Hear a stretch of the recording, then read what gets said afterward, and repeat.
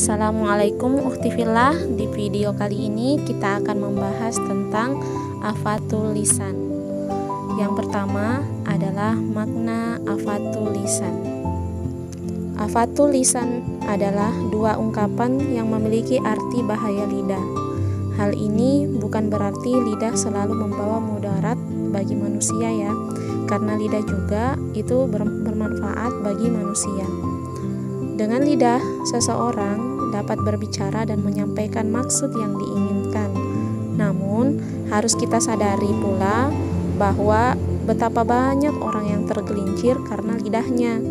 Akibat ketidakmampuan pemilik lidah menjaga dari ucapan dan kata-kata yang keluar dari lidah tersebut.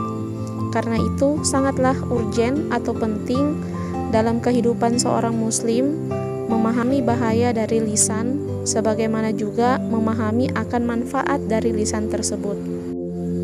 Dua hal penting yang sering diingatkan Islam kepada kita sebagai manusia adalah menjaga dan memelihara dengan baik lidah dan tingkah laku kita. Dalam hadisnya, Rasulullah SAW berpesan kepada kita semua, yaitu barang siapa beriman kepada Allah dan hari kiamat, hendaklah berkata baik atau diam. Pesan ini menekankan tentang pentingnya menjaga tutur kata kita, tidak mengucapkan hal yang buruk dan menyakiti hati sesama kita, karena bertutur sembarang tanpa pikir akan membawa kepada krisis lain, yaitu permusuhan, kekacauan, bahkan pertumpahan darah. Maka dengan menjaga lidah dan tutur kata kita dapat dipastikan akan terjalinnya kehidupan yang tentram, damai, dan sejahtera di tengah masyarakat sepanjang masa. Dalam konteks inilah Rasulullah SAW berpesan supaya menjaga lidah dan tingkah laku kita agar tidak mengganggu dan melampaui batas atau menyentuh hak dan muruah atau wibawah orang lain. Ukhtifillah, lidah memang tidak bertulang. Pepatah itu memang menggambarkan betapa sulit sekali itu kita mengatur lidah kita.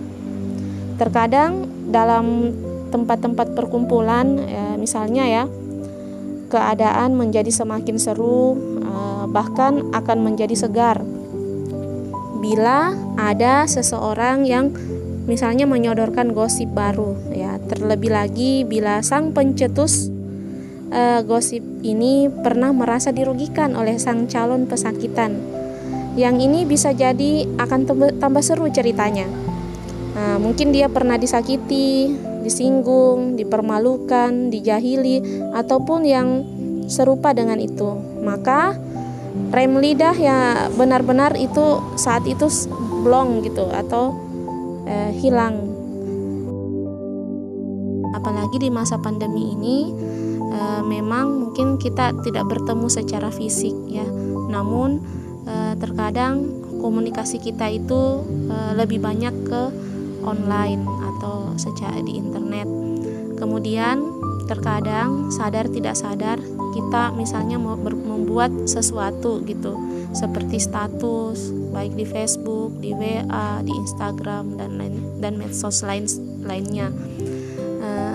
Terkadang kita mungkin curhat, niat kita curhat, namun secara tidak langsung bisa jadi menyinggung orang lain gitu. Misalnya ada temannya tidak bayar utang berlama-lama, curhat lagi di medsos gitu, curhat lagi di FB, atau mungkin ada sesuatu yang membuat kesal ya, curhat lagi di FB. Jadi terkadang kita sering sudah memakai medsos ini sebagai sarana curhat, namun tidak menutup kemungkinan jika ada orang lain membacanya atau melihatnya bisa jadi merasa tersinggung. Akhirnya orang tersebut yang tersinggung bikin lagi juga status balasan misalnya. Akhirnya saling balas membalas, saling hujat menghujat, sadar tidak sadar seperti itu.